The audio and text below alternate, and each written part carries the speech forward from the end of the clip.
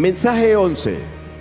El proceso legal y el debido proceso en el juicio del Señor, parte 2. El primer juicio en la historia de la humanidad. Message 11, le processus juridique et le procès équitable dans le jugement du Seigneur. Partie 2, le premier jugement de l'histoire de l'humanité. Hebreos 10, 30 y 31. Pues conocemos al que dijo: mía es la venganza, yo daré el pago, dice el Señor. Y otra vez, el Señor juzgará a su pueblo. Horrenda cosa es caer en manos del Dios vivo. Hébreux 10, versets 30 à 31, car nous connaissons celui qui a dit: à moi la vengeance, à moi la rétribution. Et encore, le Seigneur jugera son peuple. C'est une chose terrible que de tomber entre les mains du Dieu vivant.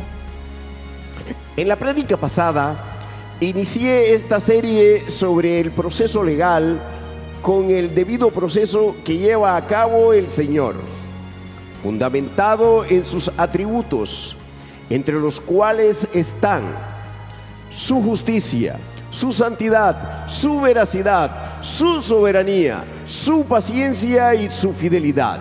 Dans la prédication précédente, j'ai commencé cette série sur le processus juridique avec un procès équitable que le Seigneur mène, fondé sur ses attributs, parmi lesquels se trouve sa justice, sa sainteté, sa véracité, sa souveraineté, sa patience et sa fidélité. Quiero recordar que este proceso legal con el debido proceso implica lo siguiente. 1. Hay un juez imparcial, en este caso es Dios. 2. Hay leyes y normas, las cuales son la palabra de Dios, por lo cual el juicio no es arbitrario. 3. Un tiempo justo. 4. Derecho a la defensa. 5. Presunción de inocencia, hasta que se demuestre la culpabilidad. Todo esto lleva a que se llegue a una sentencia justa. Je veux rappeler que ce processus juridique avec le procès équitable implique ce qui suit. 1. Il y a un juge impartial. Dans ce cas, c'est Dieu. Numéro 2. Il y a des lois et des normes, lesquelles sont la parole de Dieu. C'est pourquoi le jugement n'est pas arbitraire. Numéro 3, il y a un temps juste. Numéro 4, il y a le droit à la défense. Numéro 5, il y a la présomption d'innocence, jusqu'à ce que la culpabilité soit démontrée. Tout cela conduit à une sentence juste. En el mensaje pasado, afirmé que voy a demostrar que Dios ha aplicado estos principios en sus juicios. Y hoy iniciaré con el primer juicio que aconteció en toda la historia de la humanidad, el cual es el de Génesis 3. Iniciemos. Dans le message précédent, j'ai affirmé que je démontrerai que Dieu a appliqué ces principes dans ses jugements. Et aujourd'hui, je commencerai par le premier jugement qui a eu lieu dans toute l'histoire de l'humanité, celui de Genèse 3. Commençons. Es evidente que Dios es el juez de toda la tierra y de toda carne, como se confirma en Génesis 18:25, Jeremías 25:31, Juan 5:22, Juan 8:16 y Apocalipsis 20 del 11 al 15, entre otros pasajes. Il est évident que Dieu est le juge de toute la terre et de toute chair, comme le confirme Genèse 18, verset 25, Jérémie 25, verset 31, Jean 5, verset 22 et chapitre 8, verset 16. Et Apocalypse 20, verset 11 à 15, entre autres passages.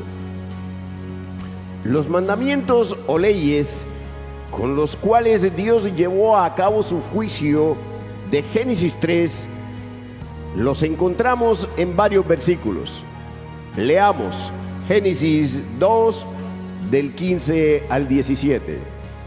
Tomó pues Jehová Dios al hombre y lo puso en el huerto de Edén para que lo labrara y lo guardase. Y mandó Jehová Dios al hombre, diciendo: de todo árbol del huerto podrás comer, mas del árbol de la ciencia del bien y del mal no comerás, porque el día que de él comieres, ciertamente morirás. En el versículo 15 leemos que Dios le dio una misión a Adán, que era sacerdotal, pues el huerto actuó como un templo, un lugar santo que Adán debía labrar y guardar. La palabra labrar en hebreo es abad y significa trabajar, servir, cosechar, cuidar. Este término se usa en Éxodo 12:31 con el sentido de servir al Señor. En Números 3:7 también se utiliza en la expresión servir en el ministerio del tabernáculo. Les commandements ou lois par lesquels Dieu a mené son jugement de Genèse 3 se trouvent dans plusieurs versets. Lisons Genèse 2, versets 15 à 17, c'est la version Darby. Et l'Éternel Dieu prit l'homme et le plaça dans le jardin d'Éden pour le cultiver et pour le garder. Et l'Éternel Dieu commanda à l'homme, disant: tu mangeras librement de tout arbre du jardin, mais de l'arbre de la connaissance du bien et du mal, tu n'en mangeras pas, car au jour que tu en mangeras, tu mourras certainement. Au verset 15, nous lisons que Dieu a donné à Adam une mission qui était sacerdotale, car le jardin fonctionnait comme un temple, un lieu saint qu'Adam devait cultiver et garder. Le mot cultiver en hébreu est avad et signifie travailler, servir, récolter, prendre soin. Ce terme est employé en Exode 12, verset 31, dans le sens de servir le Seigneur. En Nombre 3, verset 7, il est aussi utilisé dans l'expression faire le service du ministère du tabernacle. La palabra guardar en hebreo es shamar, que significa proteger, cuidar, vigilar. En Levítico 8:35, esta palabra se usa para indicar guardar el mandamiento del Señor.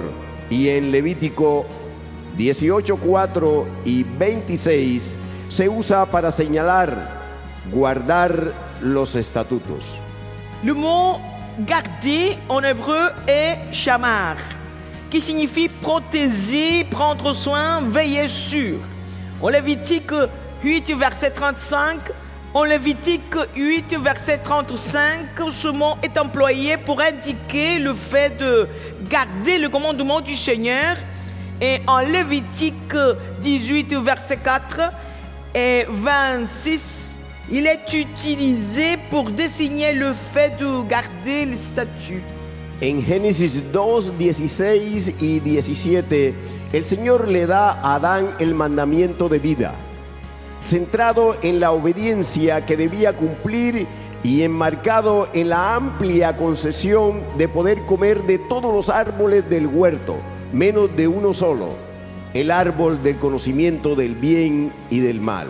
En Genèse 2, versets 16 et 17, le Seigneur donne à Adam le commandement de vie, centré sur l'obéissance qu'il devait accomplir et encadré par la large concession de pouvoir manger de tous les arbres du jardin, sauf d'un seul, l'arbre de la connaissance du bien et du mal. El Señor le da la sentencia a Adán como consecuencia de la desobediencia al mandamiento, la cual es la muerte. Esta sentencia no fue enunciada sola. El Señor no dijo morirás, sino ciertamente morirás, con una declaración enfática marcada por las palabras hebreas Mabeb Tamub, que literalmente se puede traducir como muriendo morirás o morir, morirás. Le Seigneur donne à Adam la sentence comme conséquence de la désobéissance au commandement, laquelle est la mort. Cette sentence n'a pas été énoncée seule. Le Seigneur n'a pas dit « tu mourras », mais « tu mourras certainement », avec une déclaration emphatique marquée par les mots hébreux « mavet tamut », que l'on peut littéralement traduire par « en mourant, tu mourras » ou « mourir, tu mourras ». Esta repetición del verbo morir en dos formas diferentes también se puede relacionar con la realidad del hombre que lleva la muerte dentro. Desde que entró en Génesis 3 por causa del pecado, y para los que no se arrepienten y reciben a Cristo, la muerte física lleva a la segunda muerte, el infierno, el lago de fuego por la eternidad. Cette répétition du verbe mourir sous deux formes différentes peut aussi être mise en relation avec la réalité de l'homme qui porte la mort en lui depuis qu'elle est entrée en Genèse 3 à cause du péché.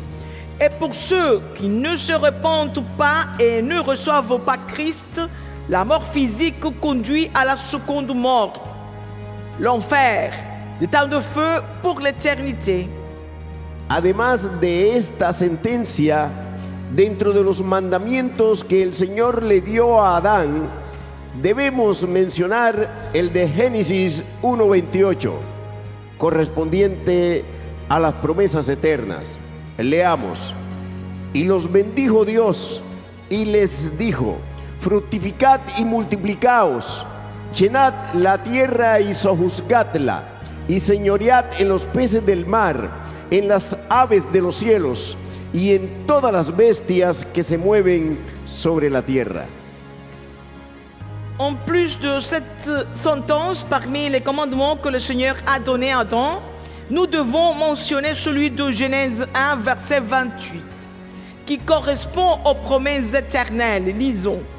Dieu les bénit et Dieu leur dit: soyez féconds, multipliez, remplissez la terre et la assujettissez.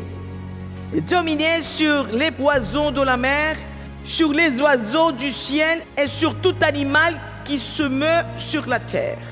La palabra decir en hebreo es amar, que significa también ordenar, declarar. Al ser palabra dada por Dios, se considera como mandato a través del cual Dios otorgó sus promesas eternas. Esto se confirma en las órdenes: fructificad, multiplicaos, llenad la tierra y sojuzgadla, cuyos verbos están en forma imperativa. Le verbe dire en hébreu est amar, qui signifie aussi ordonner, déclarer. Puisqu'il s'agit de la parole donnée par Dieu, l'expression est considérée comme un commandement par lequel Dieu a accordé ses promesses éternelles. Cela est confirmé dans les ordres: soyez féconds, multipliez, remplissez la terre et assujettissez-la, dont les verbes sont à l'impératif. Estos mandamientos que he descrito forman parte del pacto edénico que el Señor estableció con Adán, el cual éste violó, como leemos en Oseas 6:7. Mas ellos, cual Adán, traspasaron el pacto, allí prevaricaron contra mí. En Génesis 3:1 se presenta a Satanás como la serpiente astuta, en el cual ya se había engendrado la perversa, el pecado, la maldad, como dice Ezequiel 28:15. Perfecto eras en todos tus caminos, desde el día que fuiste creado hasta que se halló en ti maldad. Ces commandements que j'ai décrits font partie de l'alliance édénique que le Seigneur a établie avec Adam et qu'il a violée, comme nous le lisons en Osée 6, verset 7. Mais vous, tout commandant, vous avez transgressé l'alliance. Là, vous m'avez trahi. C'est la version, la Bible du semeur. En Genèse 3, verset 1, Satan est présenté comme le serpent rusé, en qui la perverse, le péché et la méchanceté avaient déjà été engendrés, comme le dit Ézéchiel 28, verset 15. Tu as été intègre dans tes voies depuis le jour où tu fus créé, jusqu'à celui où l'iniquité a été trouvée chez toi. El plan de Satanás era que la perversa, que es el pecado, se engendrara en Adán para que entrara la muerte. Así se multiplicaría la perversa y la muerte en toda la humanidad, como ciertamente ocurrió. Le plan de Satan était que la perverse, qui est le péché, soit engendrée en Adam, afin que la mort entre. Ainsi, la perverse et la mort se multiplieraient dans toute l'humanité, comme cela s'est effectivement produit. En Génesis 3 encontramos el juicio de Dios no solamente contra Adán, la mujer y la serpiente, sino también contra toda la humanidad, pues las sentencias que el Señor pronunció se han aplicado a toda la descendencia de Adán, que es la humanidad completa, que se multiplicó hasta ahora y se seguirá multiplicando hasta el final del reino milenial, y el cierre del juicio será en el gran trono blanco. En Genèse 3, nous trouvons le jugement de Dieu non seulement contre Adam, la femme et le serpent, mais aussi contre toute l'humanité, car les sentences que le Seigneur a prononcées se sont appliquées à toute la descendance d'Adam, c'est-à-dire à l'humanité entière, qui s'est multipliée jusqu'à maintenant et qui continuera à se multiplier jusqu'à la fin du royaume millénaire, et la clôture du jugement sera dans le grand trône blanc. En consecuencia, podemos afirmar que hay un proceso legal o juicio principal contra la humanidad por causa del pecado, el cual inició en Génesis 3 y ha continuado hasta su cierre, descrito en Apocalipsis 20 del 11 al 15. Dentro de este juicio principal que inició en Génesis 3 se ubican todos los demás juicios que han acontecido y que acontecerán en cumplimiento de las profecías de las Escrituras. En la siguiente prédica argumentaré esto y estudiaré en detalle este primer juicio de Génesis 3. Par conséquent, nous pouvons affirmer qu'il existe un processus juridique ou jugement principal contre l'humanité à cause du péché, lequel a commencé en Genèse 3 et s'est poursuivi jusqu'à sa clôture, décrite en Apocalypse 20, versets 11 à 15. Dans ce jugement principal qui a commencé en Genèse 3 se situent tous les autres jugements qui ont eu lieu et qui auront lieu en accomplissement des prophéties des Écritures. Dans la prochaine prédication, j'argumenterai cela et j'étudierai en détail ce premier jugement de Genèse 3.